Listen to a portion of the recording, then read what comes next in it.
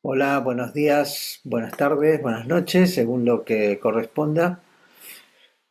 Esta es una reunión más del grupo de estudio de ciencia y teosofía, la reunión número 80 del día 19 de octubre del 2025. Y en este grupo, como ya sabréis, estamos estudiando temas relacionados con la ciencia y la teosofía, especialmente desde el punto de vista de la doctrina secreta y temas desde el punto de vista de la ciencia, tratando de unir ambos mundos y tender un puente ambas, entre ambas, entre ambos enfoques. Bueno, para el día de hoy voy a dar yo una presentación llamada Fuerza, Leyes de Newton y Principio de Mínima Acción, que está muy relacionado con lo que veremos lo que estamos viendo en la segunda parte, en el estudio de la doctrina secreta, volumen 1, parte tercera, que es el capítulo 14, que se llama Las fuerzas, modos de movimiento o inteligencias. La pregunta que hace HPD. Nada, aquí somos todos estudiantes, todos estamos tratando de encontrar la verdad de alguna manera, y todos nos hallamos en posesión de alguna cosa que hemos visto, que hemos experimentado, que hemos comprendido, y lo que hacemos es compartirla. Entonces, bien, vamos a pasar a esto que se llama fuerza, leyes de Newton y principio de mínima acción. Bueno, en primer lugar, ¿qué es una fuerza? ¿Qué es una fuerza?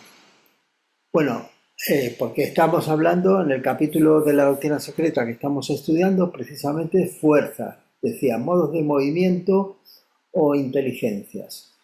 Fuerza no es tampoco un modo de movimiento, sino que es la causa de la variación del movimiento de algún objeto. Un objeto decimos que se mueve o que cambia el modo de su movimiento porque hay una fuerza que actúa sobre él. Es un concepto central, importante, fundamental en la mecánica, pero es tomado del mundo sensorial, está tomado de la experiencia diaria. Nosotros, cuando queremos mover algo, hacemos una fuerza sobre ello y tenemos la experiencia sensoria de que eso resulta en un esfuerzo, resulta inclusive si es excesivo, en un problema de tendones o en un problema de musculatura, lo que sea, ¿no? Pero sabemos, comprendemos sensorialmente el concepto de la fuerza, realmente lo hemos elaborado a partir de ahí. La fuerza nos permite describir, es una manera de describir las interacciones entre objetos. Y sirve para muchas cosas, por ejemplo, bueno, no solamente esta gente está tratando de arrastrar una piedra, pero también sirve el concepto de la fuerza es esencial en la parte de la mecánica, en la estática, que se dedica, por ejemplo, al cálculo de estructuras, como aquí el cálculo de un pórtico, uno de estos, una especie de vigas con columnas, que se ponen todas las fuerzas que van a actuar, fuerzas laterales, fuerzas en este sentido, se suman todas y todo, y se calcula cuál es la resistencia que tiene que tener la pieza que se está analizando. La unidad de la fuerza no es el kilogramo, como mucha gente cree, porque hay que diferenciar entre fuerza y masa. El kilogramo es la unidad de masa en el sistema técnico y la unidad de fuerza es el newton. El newton es digamos, es la fuerza necesaria que hay que ejercer para, bueno, hay una definición, no voy a entrar en ella, porque si no tengo que adelantar a lo que luego los voy a decir. Pero básicamente tenemos que tener claro que el concepto de fuerza es una causa del movimiento y no un modo particular de un movimiento. Vamos a la mecánica de Newton. Isaac Newton, fue un inglés que vivió entre el 1642 y 1727, fue uno de los genios de la ciencia, uno de los padres de la física, y él ideó en este libro, que aquí ponemos el facsímil, la foto de la fachada, de la portada, perdón, que se llamó los Principia, los principios de matemática y filosofía natural, en el cual él elaboró una gran cantidad de conceptos extraordinarios, muy importantes, que dieron lugar a la evolución prácticamente de toda la física. Principalmente lo que expone aquí son tres leyes de la mecánica y la ley de la gravitación universal. Esto lo expuso en 1687 y que son los pilares de lo que se llama la mecánica clásica. Es decir, lo que fue el desarrollo de toda la física hasta principios del siglo XX. Bueno, la gravedad permitió calcular el movimiento de los astros y de cualquier objeto que esté cayendo a la Tierra. Generalmente se suele decir la anécdota de la manzana, que a él se le ocurrió cuando estaba sentado en su casa, en el predio de su casa, y de un manzano cayó una manzana a la tierra. Algunos dicen le cayó en la cabeza. No, no hay tal cosa. Si la anécdota es cierta, lo que parece ser, según creo que hay una carta de él que lo explicaba, es que viendo caer una manzana, se preguntó, ¿desde qué altura podría caer la manzana?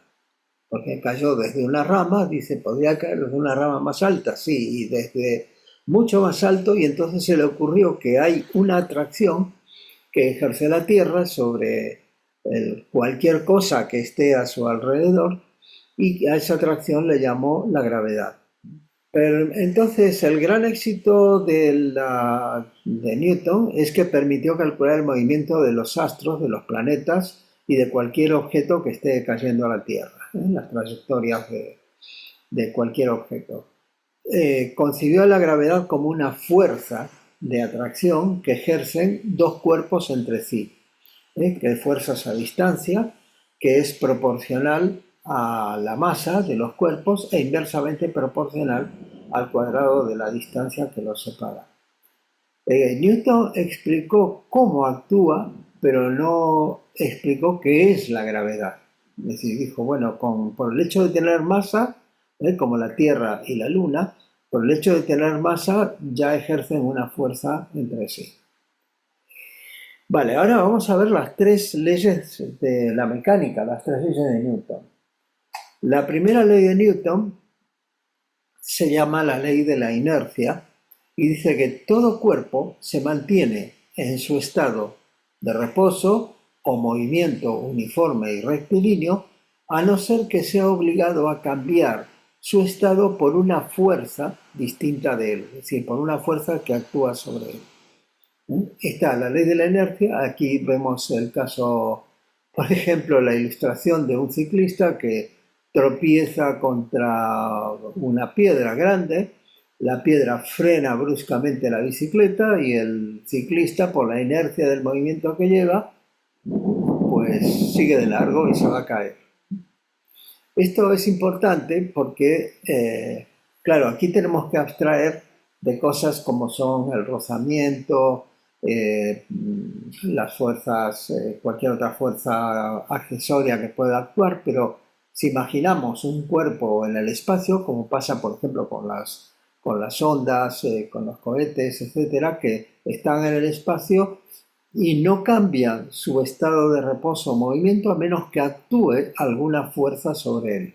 Si no, tiene un movimiento uniforme, que quiere decir uniforme a velocidad constante, y rectilíneo, es decir, que no se desvía en curvas. Cuando una sonda, un satélite, hace una curva y orbita, por ejemplo, alrededor de la Tierra, es porque tiene la fuerza de la gravedad que lo está constantemente obligando a cambiar de trayectoria y, o sea, haciéndole una trayectoria circular y privándole de su capacidad de seguir linealmente. Bueno, esta es la primera ley, que es la ley de la inercia. Creo que es fácil de comprender, ¿verdad? La segunda ley es la ley que nos define el impulso, la fuerza.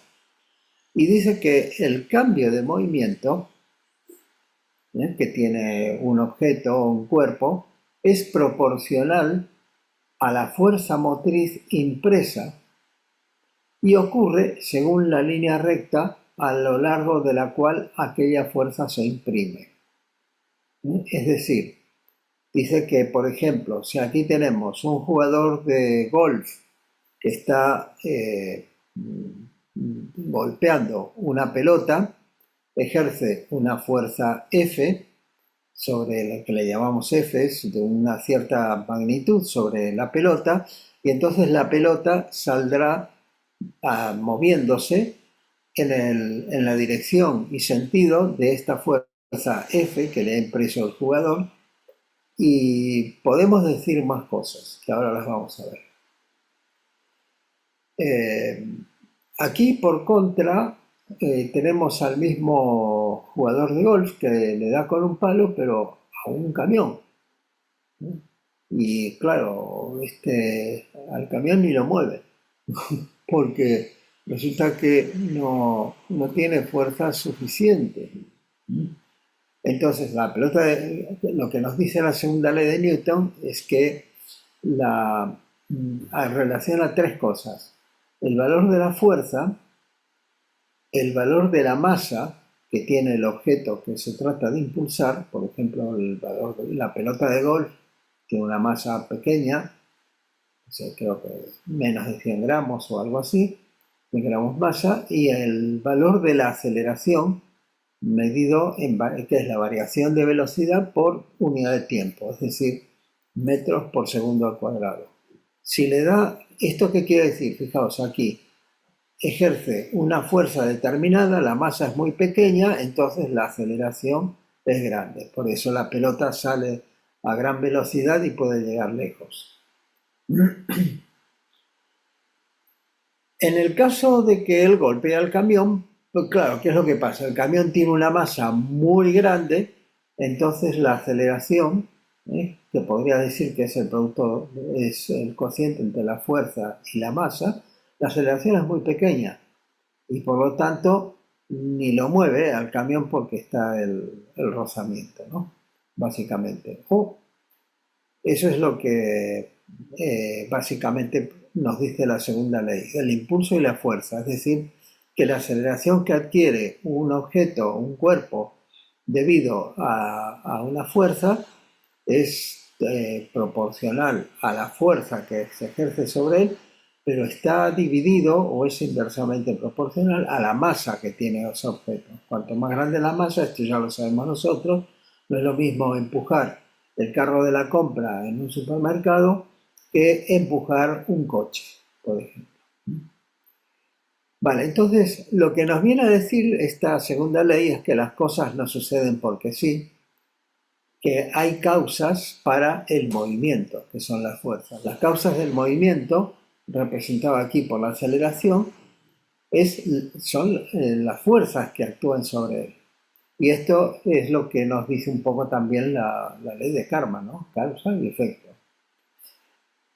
Una cosa que podemos señalar es que la causalidad es un principio universal, es decir, que toda la ciencia descansa en la causalidad, es decir, que las cosas no suceden aleatoriamente, sino que hay causa y efecto. En la mecánica cuántica hay cierta parte que se pone esto en entredicho, con ciertas interpretaciones, diciendo que, bueno, que es realmente todo absolutamente aleatorio, y que no podemos predeterminar el resultado de un experimento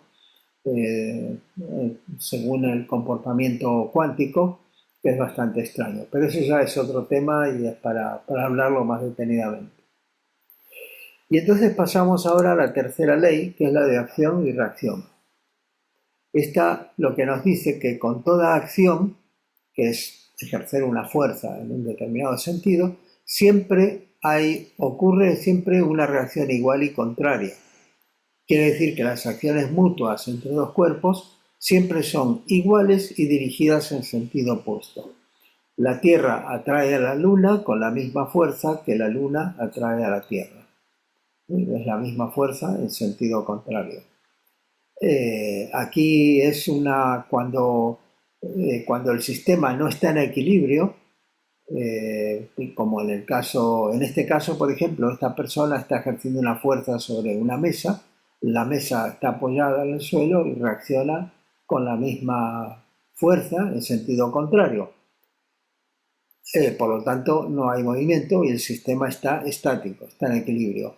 Pero cuando el sistema no está en equilibrio, como en el caso de este cochecito con un globo que se ha inflado, al soltar el extremo del globo, resulta que tenemos que el coche se comienza a mover porque sale aire en una dirección y eso empuja al coche en la dirección contraria. Bueno, estas son básicamente las tres leyes, entonces. Y le podemos hacer una interpretación interesante desde el punto de vista teosófico si lo comparamos con las tres gunas. Guna es una palabra sánscrita que significa hebra de una cuerda, dando la idea de que es algo que está unido como las tres hebras de una cuerda que están siempre juntas y siempre unidas. En la filosofía Sankhya, toda cosa en la naturaleza tiene tres cualidades fundamentales o tres atributos que se llaman gunas y que están entrelazados, que son tamas, que es la guna de la inercia, trasladado al mundo de los seres vivos, también indicaría pereza, pesadez. La guna de rayas es la que indica el cambio, la guna del cambio, del dinamismo, de la pasión, de todo lo que es impulsivo. Y la guna de sattva, que es la de la armonía, la lucidez, lo que hace un movimiento armónico constante. Entonces, bueno, se la suele representar, hay distintas representaciones. Esta, por ejemplo, tamas, rayas y sattva con los tres colores de la alquimia, negro, rojo y blanco. Y luego también, a mí me gustó esta también, que es un anillo triple, digamos, con tres salientes, donde cada una es realmente un aspecto, ¿no? Tamas, rayas y sattva. Es decir, que todo cuerpo, todo objeto, toda materia, toda cosa tiene estas tres gunas: inercia, cambio y armonía. ¿Y qué pasa si ahora las trasladamos o las comparamos lado a lado con las leyes de Newton? Pues hay una comparación perfecta, porque tamas, la inercia, es la primera ley, que todo cuerpo mantiene su estado de reposo o movimiento uniforme, a no ser que sea obligado a cambiar por fuerza, por una fuerza. El estado de decir, bueno, si no me molestan, yo me quedo así tal cual estoy. La segunda ley, que es la de fuerza igual a masa por aceleración, es la del cambio, las rayas, que dice, claro, ese cambio de movimiento es proporcional a la fuerza ejercida. Y la tercera ley, la de acción y reacción, es la de sattva, la armonía, que tiene toda acción, ocurre siempre una reacción igual y contraria. Y esta es la de armonía. Estos tres son los principios, las tres leyes de Newton son los principios bajo los cuales se desarrolla toda la mecánica, con distintos casos, la cinemática, la mecánica del movimiento, las fuerzas que actúan sobre ella, el impulso, la energía, bueno, todo sale a partir de aquí. Y es interesante porque estas tres gunas nosotros las podemos observar, inclusive desde el punto de vista psicológico también, ¿no? Uno dice, hoy me encuentro más tamásico, me siento como más inerte, desganado, con pocas ganas de hacer algo, o hoy me siento más activo y tengo rayas muy alto, y entonces hago cambios, me dedico a hacer un montón de cosas, o hoy me siento más tranquilo y me dedico a pasear por el bosque o a hacer cosas que me resultan más armónicas y entonces tengo un equilibrio entre ambas cosas. Muchas gracias, hermano Carlos. Yo lo que quería hacer es un comentario genérico de lo que a partir de esta exposición de algo que nosotros consideramos como de alguna manera ajeno a nuestros estudios, encaja perfectamente, ¿no? La primera cosa es que cuando narra usted cómo es que Newton realmente llega a esbozar su teoría, Sí, observo que, bueno, me quedé pensando mucho en este asunto de la intuición, ¿no? claro. Porque no cabe duda que en este proceso hubo una fuerte intuición y porque sabemos también que pues todo está ya escrito, bueno, no escrito, sino todo está ya presente, lo que pasa es que los humanos lo vamos descubriendo, ¿no? Y la segunda cosa que quería comentar es que cuando usted expone lo referente a las leyes mecánicas y lo empieza usted a esbozar desde el punto de vista también psicológico, pues lo que me llama la atención es que finalmente esta ley del karma está en todo, ¿no? Hasta en lo físico. Eso es lo que quería comentar. Muchas gracias, hermano. Gracias, Mari. Primero, Newton, efectivamente, la gran genialidad de los grandes hombres de ciencia ha sido tener una intuición muy fuerte que les ha permitido captar esas leyes de la naturaleza, esos que estaban queriendo, y ya veis que la formulación de Newton fue tan elegante, tan extremadamente buena, que encaja perfectamente con algo que nos está diciendo la filosofía Sankhya, la filosofía de la yoga en la India, ¿eh? Las tres gunas. El Newton, hay que decir, aunque no tiene nada que ver con su enunciado de estas leyes de la mecánica, bueno, la contribución de Newton fue gigantesca. Contribuyó en la mecánica, en la óptica, en las matemáticas, muchísimo. Pero hay que decir que Newton también tenía algunas aficiones secretas que él no publicaba. Y estas aficiones que luego se descubrieron por sus cartas, sus papeles, que una vez muerto él, pues tenían que ver con la simbología, con la arquitectura sagrada, con la geometría sagrada, con la teología, incluso, que se metía a discutir lo de la Trinidad, que si era posible o no era posible, y con la alquimia. Es decir, Newton tenía un interés, Newton era un místico, tenía un interés, lo que pasa es que él se cuidaba mucho porque sabía que lo iban a poner en situación difícil si él revelaba todas sus inquietudes extracientíficas. Bueno, aquí un ejemplo de cómo funciona eh, Salpa, la armonía, con el oscilador en la física, con el oscilador armónico. El oscilador armónico se llama oscilador porque imaginemos que tenemos un resorte, como se muestra aquí en la animación, un resorte que está unido a una pared por un extremo, por el otro extremo tiene un peso, una masa m, está deslizándose sobre una superficie que consideremos idealmente sin rozamiento, o sea, que no lo frena, y que lo que hacemos es estirar el resorte hacia un extremo. En principio, mirad, lo tenemos aquí en tres fases.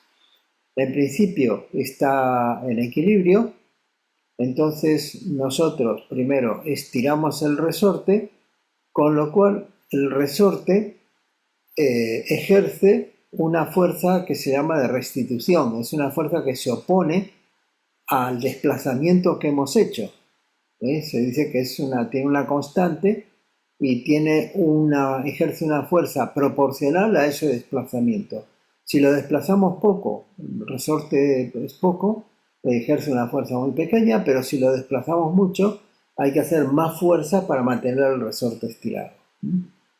Cuando soltamos esta masa, ya dejamos de ejercer nosotros la fuerza exterior, entonces el resorte de la masa se acelera hacia la pared debido a la acción, a la fuerza del resorte, hasta que llega un punto en que después que pasa por aquí, por el punto inicial, el resorte ya deja de estar estirado y comienza a estar comprimido, con lo cual actúa como un muelle, ejerciendo una fuerza ahora en el otro sentido, que es lo que hace que la masa se vaya nuevamente para el otro lado. Y es esto lo que vemos aquí en la animación, que va, y si lo dejamos, y si no hubiera rozamiento, esto permanecería eterno, o sea, permanecería oscilando, bueno, al menos durante Manvantara este, o hasta que se destruya. Entonces permanecería, digamos, si no hay ninguna causa que lo frene o algo, oscilando. Y esto es lo que se llama un oscilador armónico. El oscilador armónico es un modelo que se aplica en muchos, prácticamente en todos los procesos ondulatorios de la naturaleza. No solamente en el caso este sencillo de una masa y un resorte, sino que también en un péndulo, en la mecánica, en la electricidad, un montón de cosas. La corriente eléctrica que recibimos es una corriente alterna, que también hay cosas que son equivalentes a la masa, cosas que son equivalentes a lo que es la fuerza del resorte, etc. Bueno, y entonces ahora me gustaría que me digáis cuáles son los tres elementos, las tres gunas interviniendo aquí en el oscilador armónico. ¿Qué papel tiene la masa? Bueno, está escrito, no tiene gracia la pregunta. La masa es tamas, ¿no? O sea, representa cuanto mayor sea la masa, más lento va a ir esto. Cuanto menor sea, a igualdad del resorte, ¿no? Cuanto menor sea la masa, pues más rápido va a ser porque al resorte le va a costar menos restituir la masa, el objeto, hacia el punto de equilibrio. O sea, la masa es tamas. El resorte, con su fuerza de restitución, que se llama Fk, es la constante del resorte, menos K por X. Esto indica que siempre actúa en sentido contrario a la variación de la posición. Esto es raya, o rayas, es la acción, el cambio. Y de la interacción entre ambos surge el movimiento oscilatorio, que sería sattva. ¿Lo veis? Esto es lo magnífico de la teosofía, que nos permite comprender muchas cosas y en este caso estamos en el ámbito, en un grupo de estudio de ciencia y teosofía, y entonces muchas cosas de la ciencia las podemos comprender con la óptica de la teosofía y nos da una comprensión tremenda. Esto, porque fijaos, Lao Tse dijo lo siguiente, hablando del yin y el yang, porque son justamente las dos polaridades de la naturaleza, recordad, ¿no? El yin y el yang, que en teosofía los conocemos como estas dos polaridades, la esencial, en la manifestación en el estado del segundo logos, que llamamos segundo logos, cuando aparece la raíz del espíritu y la raíz de la materia, y luego todas sus múltiples manifestaciones. Cuando el yang alcanza su punto culminante, se retira, dejando paso al yin. Y cuando el yin alcanza su punto culminante, se retira, dejando paso al yang, que es lo que simboliza el símbolo este del yin y del yang, y que es lo que vemos también aquí. Cuando predomina el resorte, se retira, y cuando dejando paso a la masa, a la acción de la masa, y así. Ese entre los dos factores que está permanentemente produciendo esa oscilación o esa periodicidad. Y esto es importante porque al final, si lo pensamos en la vida, en el ciclo de una encarnación, cuando estamos encarnados, ¿qué es lo que predomina? Rayas, la acción, hacemos todo esto. Cuando nos desencarnamos y estamos en el Devacham, pues estamos disfrutando de él, pero estamos pasivos, estamos como en soñación, estamos. Y ese continuo ir y venir, como el resorte de la masa y el resorte aquí, ir y venir entre el ciclo entre encarnaciones, es ese movimiento armónico o sattva. Bueno, ahora entonces Newton puso los pilares de la mecánica clásica, como os dije, pero son difíciles de aplicar en sistemas complejos. Si estamos hablando de un sistema como la Tierra y la Luna, o el Sol y la Tierra, bueno, pues se pueden aplicar las ecuaciones de Newton y sale todo bastante bien, la gravedad y las ecuaciones del movimiento, inclusive en un objeto, un sólido, etc. Está todo bien, pero resulta que si los sistemas se complican, porque ya están, porque son sistemas más complejos, aplicar las ecuaciones de Newton así tal cual están, resulta muy difícil. Entonces, y fijaos, para esto el ejemplo siguiente. Un punto en el espacio queda definido por sus tres coordenadas, ¿no? La X y Z, es decir, digamos, su posición en el espacio. Por ejemplo, aquí tenemos una manzana. El centro de la manzana lo podemos definir por su coordenada X, su coordenada Y y su coordenada Z, la altura, ¿no? Con estas tres coordenadas definimos un punto cualquiera en el espacio. Pero en el caso de ser un sólido como el de la manzana, ya no un punto, sino un sólido, necesitamos otra cosa, que son la rotación según los tres ejes. El ángulo que forma la manzana según el eje X, según el eje Y y según el eje Z. Porque el estado, si queremos definir en qué estado está la manzana, necesitamos entonces 6 variables, X y Z, y los ángulos correspondientes a esos mismos ejes. Pero imaginaos ahora que no se trata de un rígido indeformable como una manzana, sino que se trata de un sólido deformable. Y podemos poner un ejemplo sencillo, unas tijeras. Las tijeras se pueden abrir o cerrar, por lo tanto, si queremos describir completamente su estado, necesitamos saber esto, el ángulo de apertura, que puede ir entre 0 y lo que nos permite abrir la tijera. Por lo tanto, se requiere una variable más, ¿sí?, para describir el objeto. Y se dice que el objeto, o sea, necesitamos 7 variables. Por lo tanto, se dice que el objeto tiene 7 grados de libertad. La cosa, bueno, en dispositivos más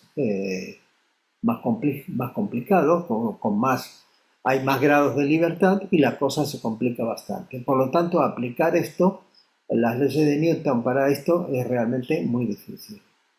Entonces, hubo otras formulaciones para la mecánica, porque la formulación de Newton es diferencial. ¿Qué quiere decir esto?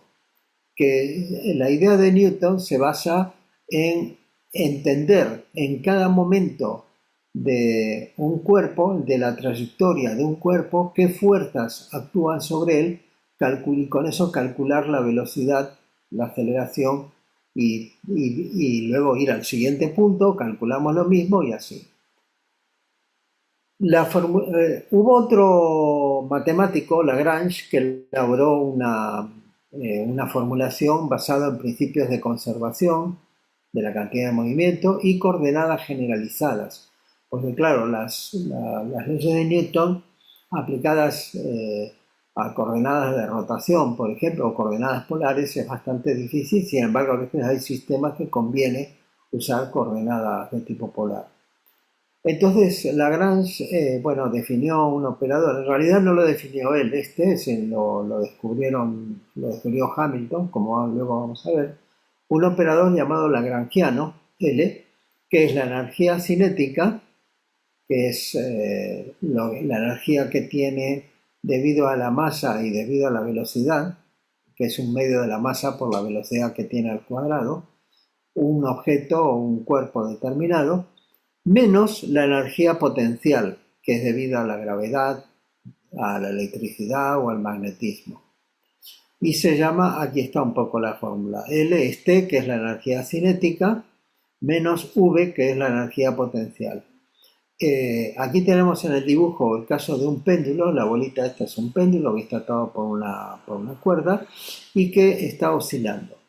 En la oscilación, ¿qué es lo que pasa? En la oscilación, bueno, va desde el punto extremo, en el cual la velocidad del péndulo es cero y su energía potencial es máxima, porque está en el punto más alto de su trayectoria. Entonces, pero como su velocidad es cero y hay una fuerza gravitatoria que lo trae hacia abajo, esta lo va acelerando, lo va impulsando con una velocidad v, con lo cual genera una energía cinética y cuando llega al punto más bajo, con el mínimo de energía potencial, todo lo que tiene es su energía cinética.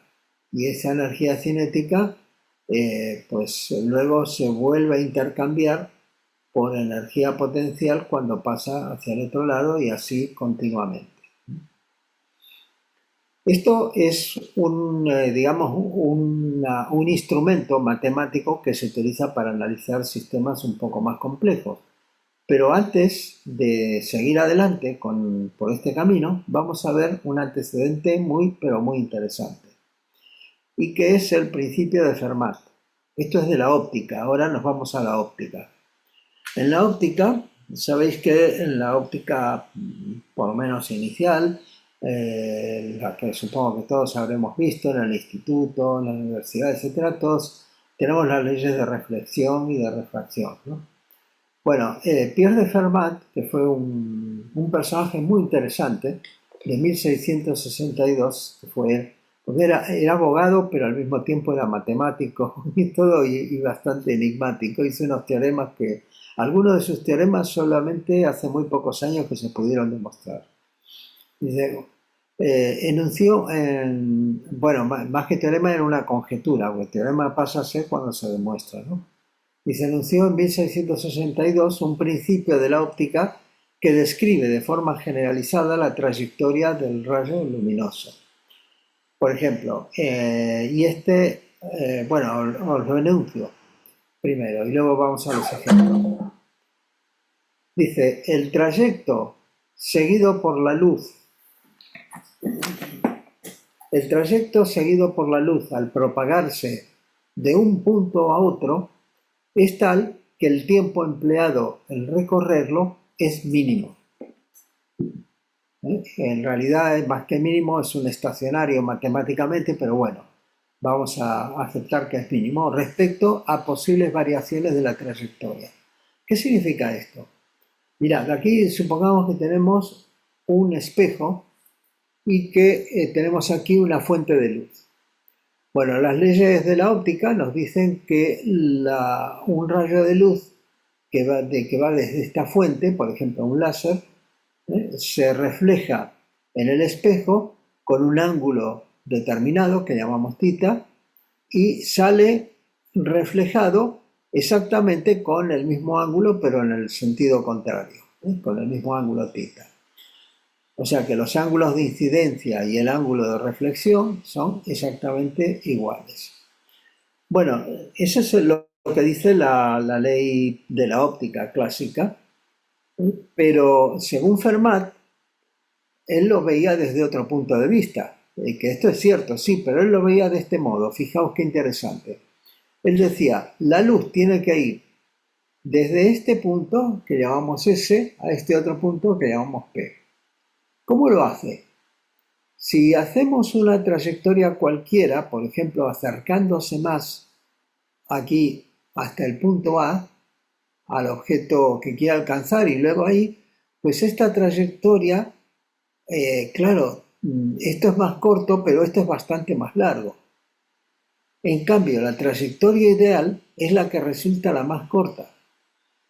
La trayectoria ideal es la que es simétrica y resulta la más corta. Por lo tanto, la luz se desplaza en el mínimo tiempo posible para ir del punto S de la fuente hasta el punto P donde está el observador. También esto vale para la refracción. La refracción, que es el fenómeno que tenemos cuando la luz, un rayo de luz, cambia de medio. Aquí supongamos que tenemos aire y aquí tenemos agua, y todo esto lo habremos visto cuando tenemos un vaso con agua, por ejemplo, sumergimos una barra, una cuchara, por ejemplo, un cuchillo, y este parece que se quebrara, parece que se hubiera cortado debajo de la superficie del agua. No es que se cortó, sino que la luz aquí cambia de trayectoria. ¿Por qué? Porque en el agua, la luz va, en el agua o en el vidrio o en cualquier otro medio, la luz va más lenta que en el aire. Entonces, lo que nos dice la ley de la refracción de la física es que los ángulos, el ángulo de incidencia y el ángulo con el cual sale la luz de la superficie que separa los dos medios, está en correspondencia con lo que sería con una constante o con un valor que depende del medio, que se llama índice de refracción. Bueno, Fermat decía lo siguiente, dice, ¿qué es lo que pasa? Lo que pasa es, aplicando el teorema de Fermat, es que cualquier otra trayectoria, por ejemplo, supongamos que fuera de manera normal aquí y luego se desvía para llegar aquí, o que hace lo contrario, ¿no? Que va, digamos, más inclinada aquí para luego llegar aquí a cortar este trayecto, hacen que la trayectoria sea mayor y que la trayectoria en la cual tarda menos tiempo es aquella en la cual se puede demostrar matemáticamente, es aquella en la cual resulta que es la de la ley de la refracción, la que los ángulos están en correspondencia con el índice de refracción del medio, en este caso agua, vidrio, etc. Bueno, esto, para explicar esto de la refracción, imaginaos un símil, ¿no? Que estamos en una playa. En una playa frente al mar, pero somos los socorristas o vigilantes de la playa y estamos de pie y entonces vemos que en el mar, a una distancia, no sé, de 50 metros o lo que sea, no importa la distancia, hay una persona que está levantando la mano pidiendo auxilio. Y está no en línea recta, así perpendicular a lo que es la línea de la playa, sino que está, como pasa aquí, está desplazado lateralmente. De tal manera que tenemos que ir, supongamos que esto es la playa y que esto es el mar, ¿no? Aunque los colores serían al revés, pero bueno. Entonces, claro, el socorrista tiene que llegar lo más rápido posible hasta el que le pide ayuda. Por lo tanto, claro, él dice, si voy recto hasta el mar y luego voy nadando, voy a tardar más, porque aquí voy más lento. Entonces, si voy totalmente recto hasta estar perpendicular prácticamente donde está el bañista que me está pidiendo auxilio, voy a ir más rápido aquí, pero voy a tardar más porque el camino es más largo. Entonces hay un punto intermedio que es el óptimo, en el cual dice, bueno, tengo que desplazarme un poquito y acortar esa distancia con el bañista porque en el mar nadando es más rápido que ir corriendo por la arena. No sé si entendéis más o menos. Entonces, ¿qué conclusión podemos sacar de esto? Es decir, bueno, que aunque las leyes de la física se expresan con matemática y parecen mecanicistas, hay una inteligencia en el sistema que es subyacente. Y esto es lo que nos dice Blavatsky en el proemio, donde dice que Fohat es el puente por el cual las ideas que existen en el pensamiento divino pasan a imprimirse sobre la sustancia cósmica como leyes de la naturaleza. Para ir terminando, pasamos entonces a lo que es el principio de mínima acción. Esto es algo interesante que aprendí cuando estudiaba física y lo aprendí especialmente de un libro muy bueno que es el libro de Richard Feynman, Lectures on Physics, que eran conferencias sobre física de unos cursos que él dio en el Instituto Tecnológico de California. Eran cursos magistrales, una clase de 170 alumnos, algo así. Y bueno, él daba esas clases magistrales y luego se separaban en grupos y tenía auxiliares. Bueno, aquí este señor William Hamilton, que era un irlandés, en 1833 él elaboró una formulación integral de la mecánica basada en el cálculo de variacional. ¿Qué es el cálculo variacional? Es el cálculo de variaciones, es decir, ¿qué pasa si esta trayectoria del objeto, qué pasa si tuviera otra trayectoria? Una trayectoria ligeramente diferente, ¿en qué varía? ¿Cómo? Entonces, para hacer esto, se define una propiedad de los sistemas que se llama acción.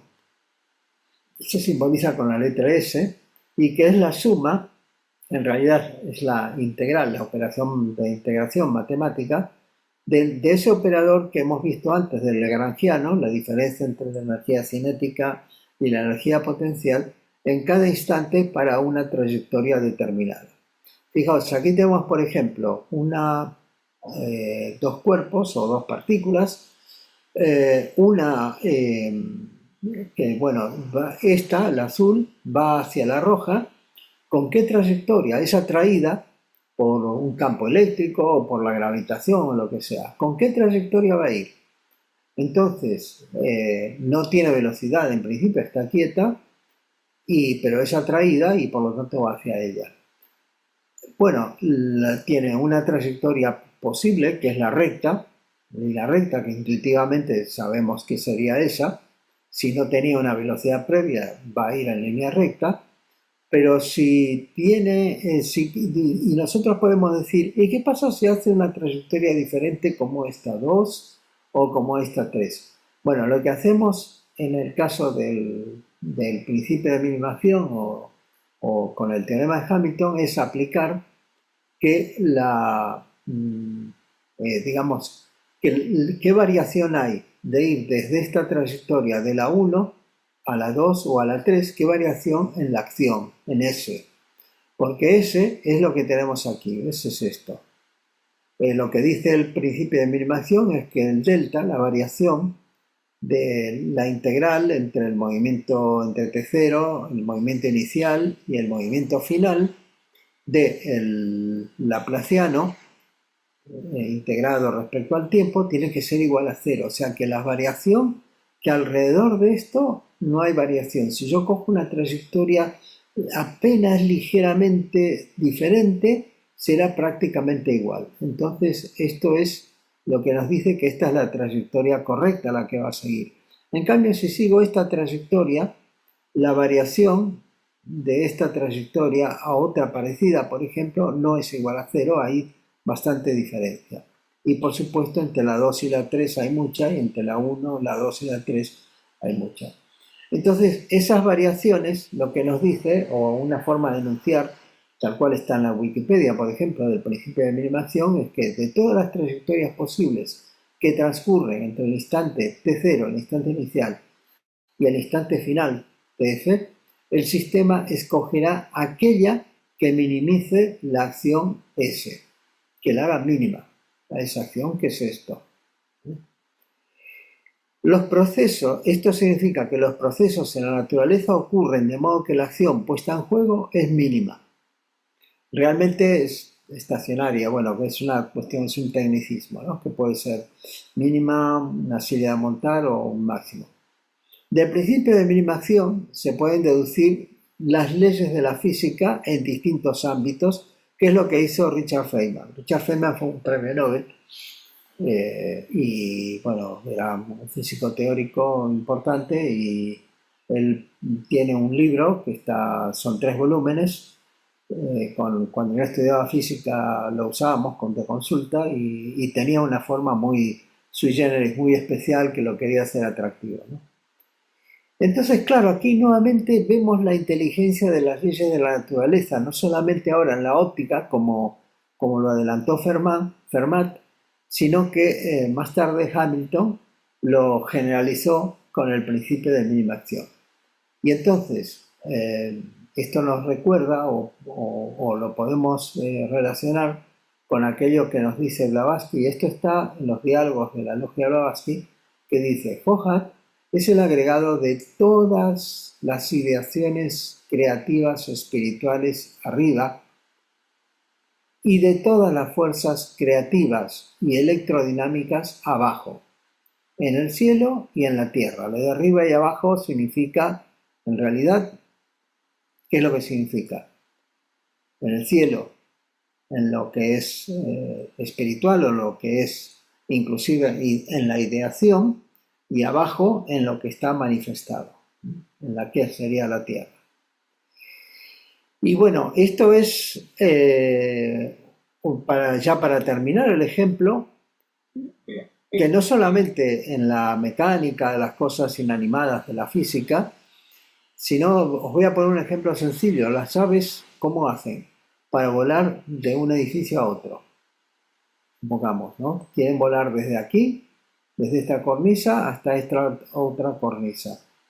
Entonces uno pensaría, bueno, si fuera Superman va en línea recta, ¿no? Así extiende el brazo y vuela, ¿no? En línea recta. Pero eso no es lo más eficiente.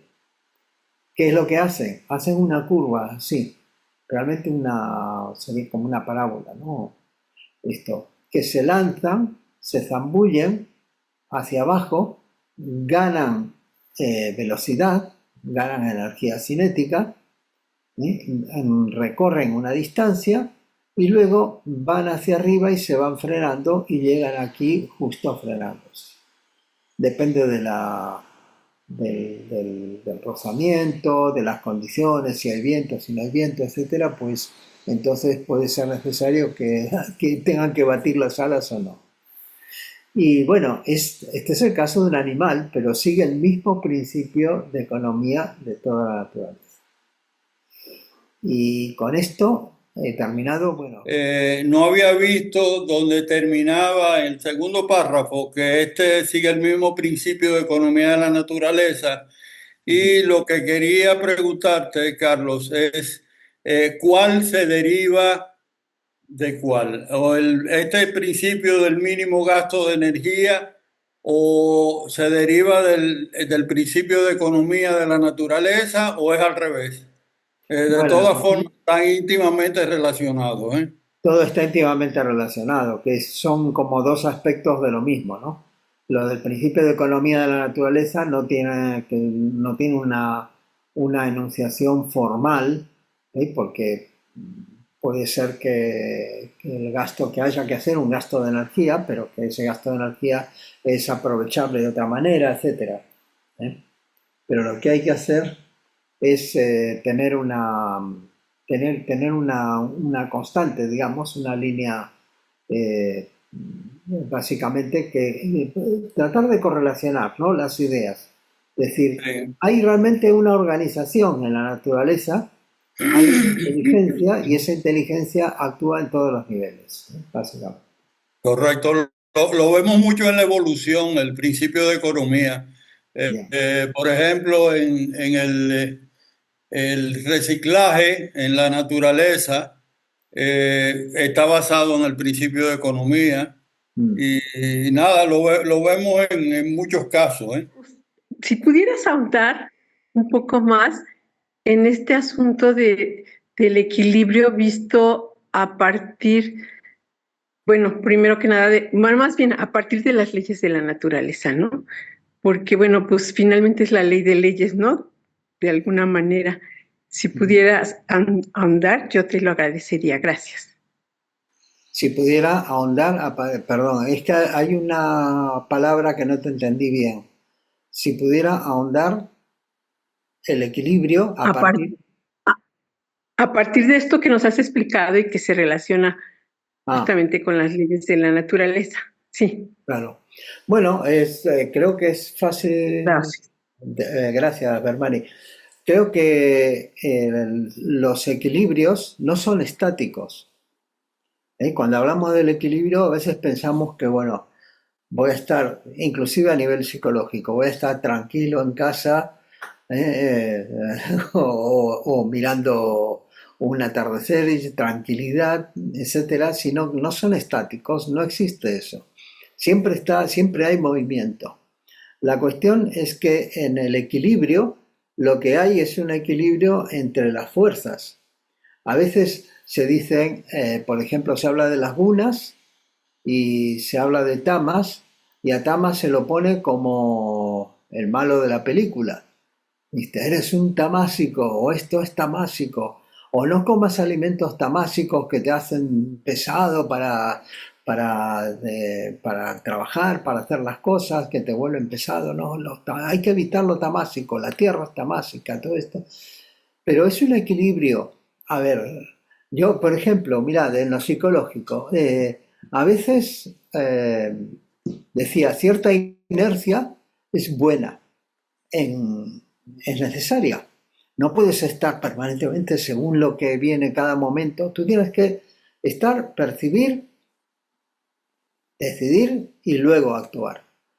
Porque si no, yo por ejemplo en el trabajo a veces pasaba que alguien te dice, o te dice tu jefe, hay que hacer esto urgentemente, no sé cuánto tal, y te pone otra cosa y esto, y entonces al cabo de el día siguiente dice, espera, aquello déjalo, vamos a hacer esto otro. Entonces le dice, menos mal que no lo empecé.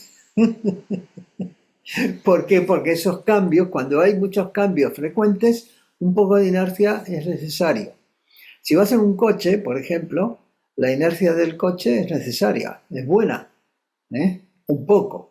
Claro, si es un vehículo muy pesado, con mucha inercia, pues te va a costar frenarlo, te va a costar acelerar, pero un poco es necesario, porque si no pasas sobre un resalto y se frena. ¿Eh? Es decir, el equilibrio consiste entonces, es un equilibrio dinámico entre lo que es la acción y la no acción, o la acción y quedarse tranquilo, digamos, ¿no? No puede existir una sin la otra, existen siempre las dos, ¿sí? Y es bueno tratar de tener esa conciencia de lo que es acción y de lo que estamos quietos, esperando, preparando la acción o de alguna manera, porque luego lo que necesitamos es que salga algo armónico, es decir, que haya algo que efectivamente tenga una cierta armonía y que no sea una persona muy impulsiva, no puede ser armónica, ¿sí? Porque es demasiado impulsiva, entonces hago esto por impulso, no sé cuánto.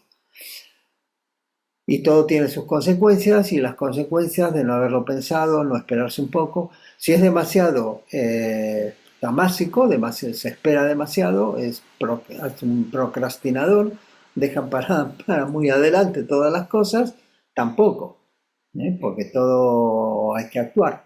Entonces, pero en un equilibrio, ni demasiado rápido ni demasiado lento.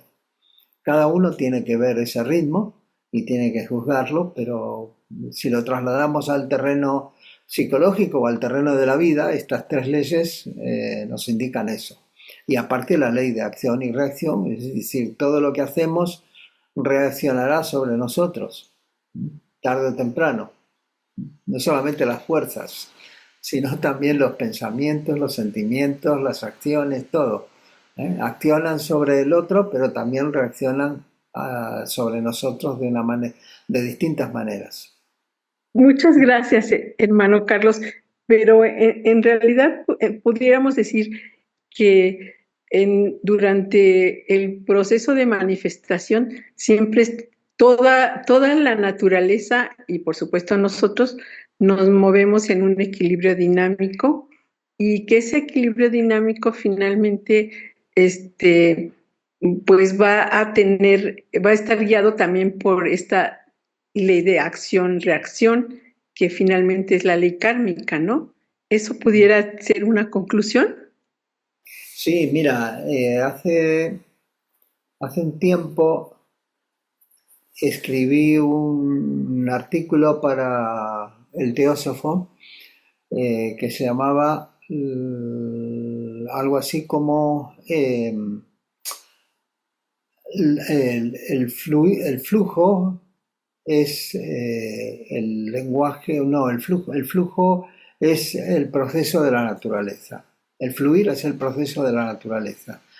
Y hacía una comparación entre los tres atributos o las tres deidades, ¿no?, del hinduismo, Brahma, Vishnu y Shiva, como Brahma el creador, Vishnu el mantenedor y Shiva el destructor, porque decía sí, pero pues, a veces se piensa, dice, Brahma es el creador, entonces crea el universo es mantenido por Vishnu y después Shiva va y lo destruye.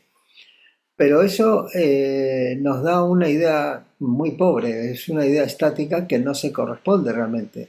Entonces, yo investigando un poco y viendo inclusive el símbolo de la svástica, veo que es realmente, los tres son un mismo proceso. Igual que lo de las unas, que son tres hebras, estos son el mismo proceso. Porque yo decía, bueno, Brahma crea, pero en la esvástica, fijaos que a veces la esvástica, si gira para un lado en sentido horario, se dice que es el constructor, que es el símbolo de Brahma. Si gira en sentido antihorario, que es el símbolo de Vishnu, de Shiva, el destructor. Pero claro, imagínate que tienes la esvástica en el espacio, en el aire, así el simbolito en el aire. Entonces la miras de un lado, es el constructor, pero te das vuelta y la miras del otro lado y es el destructor, porque está girando en el otro sentido. Entonces el proceso es uno. Y lo que es Vishnu, el mantenedor, no es el mantenedor que deja las cosas así quietitas, ¿no?, como que conserva una casa vacía, cerrada. No, no. Lo que hace el mantenedor es mantener todo el ciclo continuamente funcionando, porque los ciclos, justamente, lo que hace funcionar a los ciclos es la capacidad de reciclar, de destruir, como decía Rodolfo recién, ¿no? Los ciclos por ejemplo, en un bosque, tú tienes hay un montón de árboles, pero hay materia orgánica que se va cayendo, hojas secas, ramitas, etcétera, frutos del árbol que se caen, semillas, etcétera, y hay un montón entre animales, insectos, bacterias, hongos en el suelo, etcétera, que descomponen todo eso, lo convierten nuevamente en nutrientes y van a las raíces del árbol y son absorbidas y forman un ciclo. Entonces, es importante saber que ese ciclo, ahí está la armonía, en el mantenimiento del ciclo. Cuando queremos cortar eso, ahí no hay armonía. Si queremos un solo aspecto, ahí no hay armonía. No gracias, es una explicación estupenda, gracias. ¿Alguien había escuchado hablar de esto, del principio de mínima acción o del teorema de Fermat? Ni idea, ¿no? Qué cosas raras que trae este Carlos. Bueno, entonces pasamos al estudio de la doctrina secreta. Como la biología y fisiología niegan ahora in toto la existencia de un principio vital, la cita anterior, juntamente con lo que admite Guafregates, es una confirmación clara. Es una confirmación clara que existen hombres científicos que poseen las mismas opiniones acerca de las cosas ocultas que los teósofos y ocultistas. Estos reconocen un principio vital e independiente del organismo material, por supuesto, pues la fuerza física no puede ser divorciada de la materia, pero de una sustancia que existe en un estado desconocido por la ciencia. La vida para ellos es algo más que la mera interacción de moléculas y de átomos. Existe un principio vital sin el cual ninguna combinación molecular hubiera podido jamás producir un organismo viviente, ni mucho menos la llamada materia inorgánica de nuestro plano de conciencia. Usted me dice cuando paro. Bueno, tú me dices cuando paro, Carlos. Sí, adelante. Por combinación molecular, indicamos, por supuesto, las de la materia de nuestras presentes percepciones ilusorias. De tal materia solo emana energía en nuestro plano. Este es el punto principal que se debate. Así pues, no se hallan solos los ocultistas en sus creencias, ni son tan necios, después de todo, al rechazar hasta la misma gravedad de la ciencia moderna, juntamente con otras leyes físicas, aceptando en su lugar la atracción y la repulsión. Ellos ven además en estas dos fuerzas opuestas tan solo los dos aspectos de la unidad universal llamada mente manifestada, en cuyos aspectos el ocultismo, por medio de sus grandes videntes, percibe una hueste innumerable de seres operativos, Dayan Chohans cósmicos, entidades cuya esencia en su naturaleza dual es la causa de todos los fenómenos terrestres, porque esa esencia es consubstancial con el océano eléctrico universal que es la vida, y siendo dual, según se ha dicho, positiva y negativa, las emanaciones de esa dualidad son las que actúan sobre la Tierra bajo el nombre de modos de movimiento. Vale. Aquí hay una cosa que hemos dicho alguna otra vez y es que ella cuestiona esto. Dice, al rechazar hasta la misma gravedad de la ciencia moderna. Y fijaos esto que Newton definió la gravedad como una fuerza. Einstein, en la teoría general de la relatividad, que publicó, si mal no recuerdo, en 1915 o por ahí, decía que la gravedad lo que realmente es el resultado de la deformación del espacio-tiempo, de esa especie de tela que decía antes ahí el Gemini, porque la presencia de la masa, de la materia que tiene masa, la deforma la tela del espacio-tiempo, que no es una tela como que esté pesando, esas son cosas que se hacen para tratar de hacernos una idea, ¿no? Pero es como si imaginas que la métrica del espacio, de lo que está alrededor, se agranda o se achica, y entonces que lo que hacen los planetas orbitando alrededor de las estrellas es seguir digamos, una línea, el camino, el camino óptimo, digamos. La órbita es realmente su camino, porque están en un espacio deformado, igual que cuando tiras una bolita en un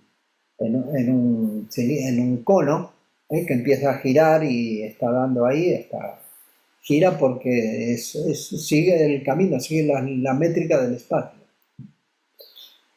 Entonces, pero bueno, todo esto cuando no se conocía, cuando ella escribió, cuando hablaba que escribió eso, pero ella ya le olía mal lo de la gravedad, fíjate, aunque la causa era otra, porque ella decía, tendría que saber gravedad como es de atracción y también de repulsión, entonces no, a eso ella no le encajaba. Se ha especulado con que si a lo mejor la antimateria tenía gravedad negativa, y entonces se rechaza entre sí, que podría haber sido una de las causas por las cuales no existe o existe muy poca antimateria. Pero creo que en un experimento se comprobó que no, que tienen gravedad positiva igual que todo el mundo. Y entonces nos quedamos con lo que dijo Einstein, que es realmente una cuestión de la métrica del espacio, ¿no? Y el tiempo. Bueno, después otra cosa que podemos comentar, bueno, en las fuerzas opuestas, tanto en la electricidad como en otras siempre hay fuerzas opuestas que son los aspectos de la unidad universal, y dice en cuyos aspectos el ocultismo, por medio de sus grandes videntes, percibe una hueste innumerable de seres operativos, Dian-Chohans cósmicos, entidades cuya esencia en su naturaleza es igual, es la causa de los fenómenos terrestres. A ver, es un poco lo que veníamos diciendo antes, ¿no? En la presentación de antes, que las leyes de la naturaleza son la expresión de este poder de Fohat. Fohat es un nombre que se le ha puesto un poco al acto o a la capacidad del plasmar de la mente universal, de los arquetipos, de lo que es el mundo con sus leyes sobre la materia y sobre el espíritu materia, o sea, sobre toda la manifestación. En la rama donde estoy hubo un tiempo, había un miembro que decía, es que a mí me gusta imaginar que cuando este libro se cae, hay una serie de angelitos que lo tiran hacia abajo. Entonces yo decía, no, es que eso es una idea muy antropomórfica, muy generalizada con angelitos y con espíritus y con no sé cuánto. La inteligencia, y recordad que a veces Blavatsky llamaba que los Dian-Chohans es un nombre genérico que abarca desde fuerzas semi-inteligentes de la naturaleza, y lo que le llamamos semi-inteligentes es porque realmente no hay fuerzas ciegas. Como intenté presentaros anteriormente, en la presentación anterior, toda la naturaleza tiene una inteligencia distribuida que actúa desde adentro. Fohat ha plasmado eso en esas leyes de la naturaleza. Y Blavatsky llama a Dian-Chohans y dice, son desde esas fuerzas semi-inteligentes de la naturaleza, inferiores al reino mineral, hasta seres superiores al ser humano, y Dian-Chohan, bueno, es un nombre genérico. A veces a los que están por arriba del ser humano también se les llama Dianibudas. Pero es interesante pensar esto, porque no sé, realmente yo, por ejemplo, me gusta compartir esto de esta idea porque a mí me fue cambiando bastante la percepción de que no se trata de ver que hay cosas invisibles que están por aquí. Bueno, las habrá, por supuesto, pero realmente la naturaleza en sí es inteligente y todo la evolución, el propósito, etcétera, todo actúa, la vida actúa desde dentro. Y Blavatsky eso lo dice por ahí, las fuerzas estas actúan desde dentro a afuera. Por lo tanto, eso nos cambia también la percepción. Yo creo, como nos comentaba, de la gravedad, es una manifestación de Fohat. La gravedad es esa atracción que es consciente, que es inteligente, pero en nuestro plano físico. Ya Fohat habla de planos más altos, de planos cósmicos, pero que al final es una gradación. Y esa atracción es el movimiento de retorno a la unidad, es el que nos reúne, es el que nos reintegra. Y la repulsión, pues, es el que nos diferencia, pero es el que da vida a la forma y a la manifestación, y que sin esa manifestación y sin esa experiencia, pues no podría evolucionar ni la forma ni absolutamente nada. Entonces, esa manifestación se proyecta y es necesaria. Mira, estas dos fuerzas son la fuerza centrífuga y la centrípeta, que son las primeras fuerzas que se manifiestan en el universo. Pero ¿cómo podemos, Carlos, aplicar esta fuerza al tema de la gravedad, que es el efecto de la curvatura espacio-tiempo según Einstein? ¿Cómo la podríamos aplicar ahí? Bueno, a ver, son dos cosas diferentes, ¿eh? Porque lo que llamamos la fuerza centrípeta y fuerza centrífuga son en realidad la que es real es la fuerza centrípeta. Si tenemos una piedra, por ejemplo, con un hilo y la estamos dando vueltas, ¿no? La hacemos girar en torno a nosotros, ahí decimos, bueno, tenemos dos fuerzas, ¿no? La centrípeta, que es la que hacemos nosotros, y la centrífuga, que es la que hace la piedra para tratar de irse y romper el hilo. pero la fuerza centrífuga es una pseudofuerza. Realmente lo que hay es el resultado de la reacción de la fuerza que ejercemos nosotros. La fuerza centrípeta, la que tira hacia el centro, es la que ejercemos continuamente para cambiar la dirección del movimiento de la piedra. Recordad la primera ley de Newton. La piedra, si no fuera por el hilo que nosotros estamos tirando de ella, seguiría en movimiento rectilíneo. Y de hecho, si el hilo se nos rompe y la piedra se va, la piedra sale linealmente, de manera tangencial. O sea, sale hasta que cae por la gravedad, pero digamos, nosotros somos los que continuamente estamos ejerciendo una aceleración al cambiar la dirección, no la rapidez con que le giramos, sino al cambiar la dirección del vector de velocidad de la piedra, puesto que la estamos permanentemente cambiando a través de la cuerda. Entonces, otra cosa es la interpretación o digamos la analogía del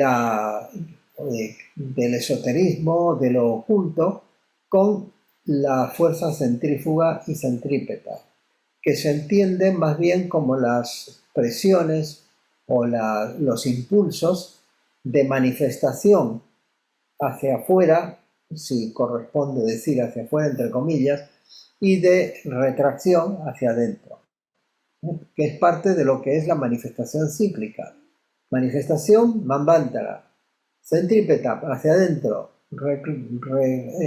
resumen, reunión, volver hacia el estado inicial, pues pralaya.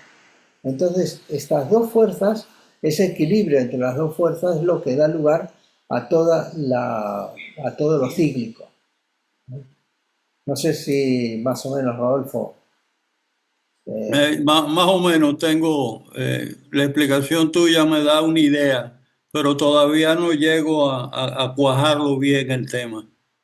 Pero gracias, Carlos. Seguiremos viéndolo en otra oportunidad. Ahora que Caro hizo su intervención, habló de Foucault y bueno, si no mal entendí, situó que o más bien precisó que Foucault está así como en un plano X, ¿no? Pero yo tengo, a ver, si Foucault finalmente visto en un plano muy llano, que está muy llano porque es más complejo, estamos hablando de la electricidad, pues en realidad Foucault está en todos los procesos de la manifestación, entendería yo. ¿Es correcto eso o estoy equivocado? Y en ese caso también, ¿qué es esto de cuando se dice lo foujático de Foucault? Esa es una expresión que he escuchado, pero que no termino de entender a qué hace alusión. Gracias. Vale, a ver, lo de Foucault y la electricidad. En la literatura que se dice de la segunda horneada, ¿no? De la teosófica, de Besant, Peter, etc., se describe a Foucault como la electricidad. Dice, inclusive recuerdo que por ahí hay una frase que dice que Foucault es el aspecto del tercer logos y que está generando materiales cada vez más pesados desde dentro de la Tierra, lo cual no es cierto. Foucault no es la electricidad, sino que Foucault es la causa de la electricidad, es la causa del electromagnetismo, es la causa de la gravedad, es la causa de las fuerzas nucleares, es la causa de todo. Porque Foucault, recordad, a mí me gusta esa definición de Blavatsky, que me parece muy sintética, que dice, bueno, no es que nos explique demasiado, pero por lo menos para saber a qué le llamamos Foucault, dice, es el proceso mediante el cual lo que ella llama los 7 primordiales, los de Johans, etcétera, plasman tomando los arquetipos del pensamiento divino y todo esto se puede antropomorfizar, pensando que son seres que están aquí o que son realmente aspectos de la actuación del uno, del todo. Entonces dice que son los que toman los arquetipos de la mente universal y con eso lo plasman en leyes de la naturaleza. Mirad, hay muchas, en la física, por ejemplo, hay muchas constantes. Ahí está la constante de Planck, la constante gravitatoria, la constante dieléctrica, muchísimas constantes. Y hay estudios, o bueno, algunos se ha demostrado, es fácil aparte de verlo, que si alguna de esas constantes fuera diferente, por ejemplo, la constante gravitatoria, si fuera menor, son constantes que relacionan, ¿no? Dice cuánto se atrae la fuerza, cuál es la fuerza de atracción para dos masas determinadas, ¿no? Es el producto de esa constante por el producto de las masas dividido la distancia al cuadrado que tienen ellas. Entonces, pero dice, si esa constante gravitatoria fuera menor que la que es, el universo no habría tenido lugar, porque todo se habría expandido y se habría ido. No habría habido fuerza suficiente para nuclearlo. Pero si la constante gravitatoria hubiera sido mayor que lo que es realmente, el universo habría colapsado, porque entonces, al ser la gravedad tan grande, pues al final los planetas terminarían cayendo en el Sol, en fin, las galaxias terminarían fagocitando a todas las estrellas, en fin, que entonces llama la atención que esas constantes tienen un valor justo, que es lo que se llama el ajuste fino, que es lo que hace que si la constante de Planck fuera diferente, esto sería totalmente distinto y a lo mejor no existiría. Bueno, la verdad es que no termina de ser para mí muy claro, pero sí entiendo este asunto de que finalmente Foucault es el que de alguna manera va a hacer posible que los arquetipos de la ideación universal sean plasmados, ¿no? Sí, sí, sí, efectivamente, efectivamente. Y Y lo que entonces, dice que el fojático de Foucault, eso no yo no te lo puedo decir porque no lo leí nunca ni lo escuché nunca. no lo he escuchado, sí, porque yo he escuchado eso de lo fojático de Foucault, pero pues entonces, por último, es como el planteamiento de decir, pues Foucault está en todo, como está Claro, en todo la unidad, o sea, no es algo separado, ¿no? Sino está efectivamente, ahí dentro de todo, ¿no? Eso es efectivamente. lo que termino. Ok, Efectivamente, muchas recordar que gracias. siempre al final es un nombre, una etiqueta, un nombre que le hemos puesto a una realidad, a cómo eso que está, esos arquetipos se plasman en el universo. Y no se plasman como un molde, porque es algo dinámico, ¿no? No es que ya está todo Ajá. pensado y nos queda como una obra de teatro, ¿no? Que ya está todo escrito y a nosotros nos queda únicamente el tener que recitarlo a los actores, no, sino que dice las reglas, las leyes, cómo funciona, pero luego va saliendo todo, se va haciendo de acuerdo porque es responsabilidad también de cada uno de las decisiones que se toman, etcétera. Hay muchas cosas. Mira, bueno, no, un solo comentario con lo de Foja, ¿no? Lo que pasa es que realmente hay una gran confusión porque en muchas partes se dice, y lo dice la doctrina, ¿no? Pero hay que entender que es uno de los aspectos de Foja solamente la electricidad. Y quería leer por aquí, bueno, no leerlo porque no lo tengo por aquí expreso, pero ella en algún momento hace referencia a los hijos de Fohat, ¿verdad? Que son manifestaciones de Fohat en el mundo físico, ¿verdad? Que dice que es el movimiento, es el sonido, es el calor, es la luz, la cohesión, la electricidad o el fluido eléctrico, la fuerza nerviosa o magnetismo. O sea, son los 7 hijos de Fohat, los 7 niveles en que Fohat se presenta en el mundo manifestado. Entonces, FOHAT es mucho más que esa electricidad que, como dijimos, hay hermanos que se han dado a la tarea a decir que solamente FOHAT es electricidad y no es así. Y ella lo explica durante toda la doctrina y Martín siempre nos los decía que la doctrina secreta en su totalidad está explicando qué es FOHAT. O sea, lo impresionante y lo grande que es FOHAT. Visto desde otro punto de vista en el proemio, ¿verdad? En la página 16 nos dice que FOHAT es lo que une el espíritu a la materia, lo del cielo con la tierra. Entonces, imagínense que no existiese FOHAT, ¿verdad? ¿Cómo va a haber manifestación si FOHAT es el encargado de que esa manifestación se dé al unir el espíritu con la materia?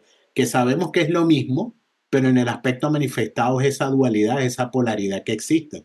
Entonces, imaginemos el sentido contrario. Cuando vamos a Pralaya, bueno, FOHAT desaparece, ¿verdad? Y desune, disuelve el espíritu de la materia, lo vuelve a su noumeno, como dice ella, a su esencia o a su sustancia y desaparece el universo. Entonces, ese FOHAT, entre muchas otras cosas. Y como si bien lo dijo Bermari, FOHAT es todo, está en todo. Entonces, el estudio de FOHAT es el estudio de la doctrina secreta y está en todas partes. Fíjense que por aquí, justamente en el proemio, haciendo referencia al principio eléctrico, pero fíjense cómo dice, lógicamente es uno de los aspectos de FOHAT, pero dice, es el principio vivificador que electriza cada átomo para darle vida. Entonces, el universo aparece gracias a ese principio, siendo en este caso electricidad, que ella lo llama electricidad, porque quizás como no consigo otra palabra más adecuada para él, para mí es vida, ¿no? Yo lo llamo así, o sea, para mí FOHAT es vida, lo vivifica, como lo dice aquí, vivifica para darle vida a los átomos. Entonces, de ahí en adelante aparece, como bien lo decimos, FOHAT aparece en el momento de la manifestación en sí. Ese tercer logos manifestando el universo, aparece FOHAT imprimiendo esa inteligencia sobre la materia para que se pueda manifestar el universo. Gracias, Carlos. Que no podemos limitarnos simplemente a ponerle barreras a FOHAT. Se nos habla eso, entiendo yo, de la electricidad, porque es lo que podemos nosotros manipular en el campo físico, en el plano físico, pero tenemos que verlo como la actividad energética del universo, en absolutamente todos los planos. Es una gradación de ese mismo FOHAT, porque FOHAT no solamente es el que le da esa actividad energética al universo, sino también es el que informa, es el que informa toda esa materia, o sea, informar como en el caso de introducir de una manera un principio inteligente que la va a ordenar desde adentro, que la va a informar cuál es su función, cuál es su proceso, qué es lo que tiene que hacer para que no exista un caos. Realmente sí, Martín decía también muchas veces, el estudio de la doctrina secreta es el estudio de FOHAT. Y sin exagerar. Actualmente, hasta la fuerza, como palabra, ha sido motivo de objeciones por temor a que pudiera inducir a alguien a separarla de la materia, ni aún en pensamiento. Según dice el ocultismo, los efectos dobles de esa esencia dual son los que han sido llamados ora fuerza centrífuga y centrífuga, ora polo positivo y negativo, o polaridad frío y calor, luz y tinieblas, etc.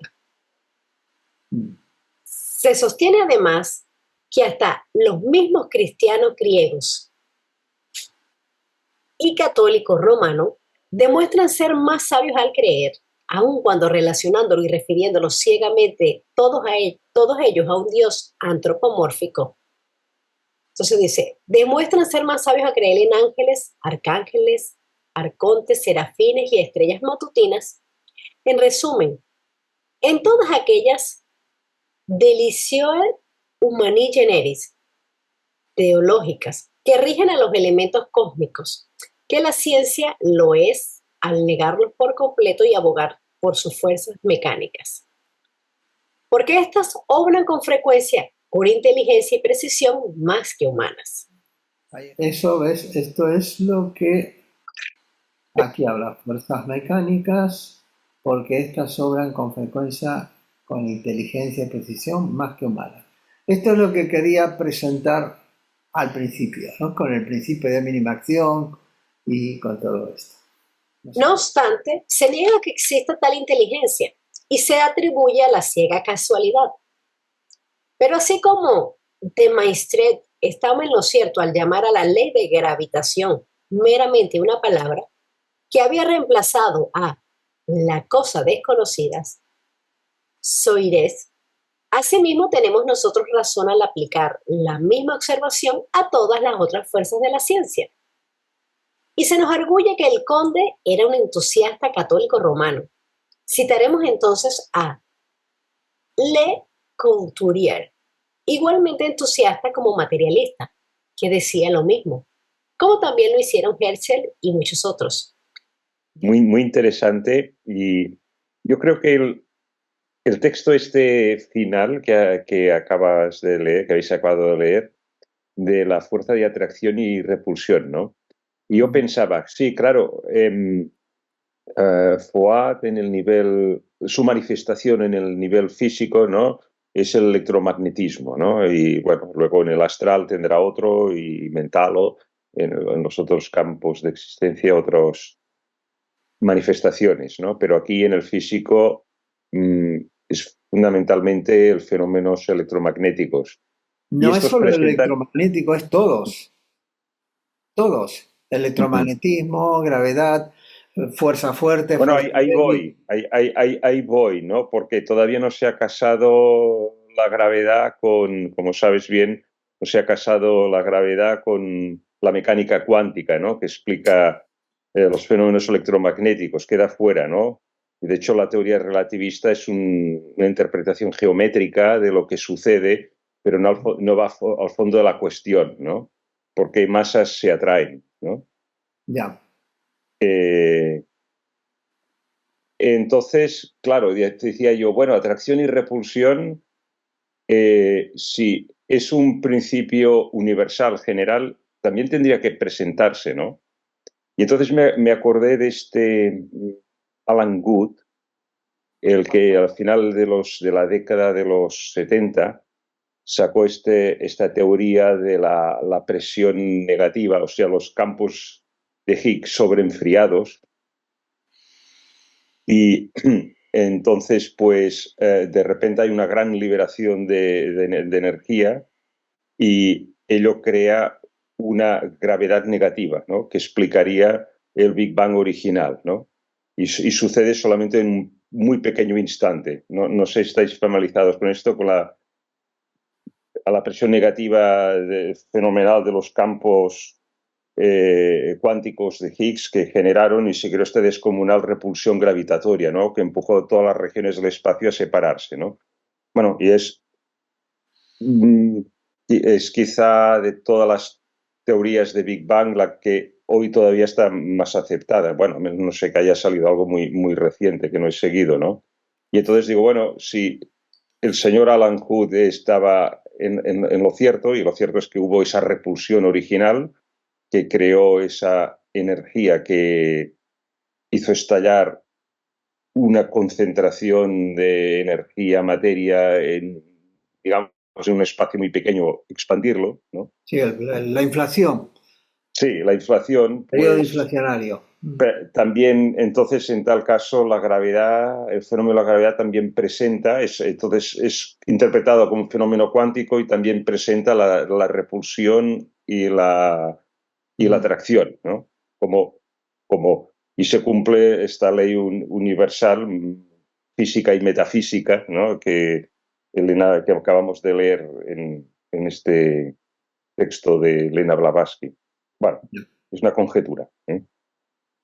No sé, como si tú o alguien Está bien, lo ve ¿no? un poco. Interesante. Yo ahí no sé decirlo, pero sí que Fohat creo que no hay que interpretarlo como una energía o todas las energías en particular, sino como lo que causa esas energías. Es decir, Fohat le llamamos a Fohat al proceso mediante el cual todos esos arquetipos de Mahat, de la Enkidu, se plasman como leyes, y esas leyes son las que van a producir entonces las distintas variantes, las distintas clases de energía, Inclusive en el comienzo, ya que citabas, en el comienzo del Big Bang, pues se dice que no estaban todas las fuerzas tal cual las conocemos, las cuatro No. fuerzas de la naturaleza, ¿no? La gravedad, electromagnetismo, fuerza débil y fuerza fuerte, sino que parece ser que estaban todas unidas, que existía, todo esto son especulaciones teóricas, porque realmente nadie estaba ahí para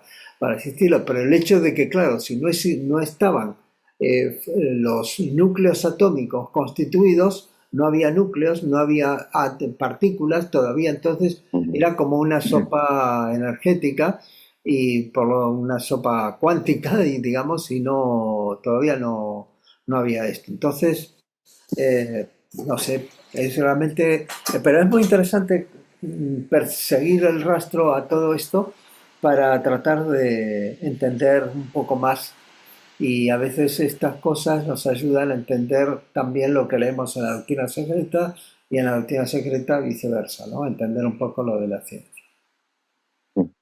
Muy bien, chicos, pues hemos llegado al final y os agradezco a todos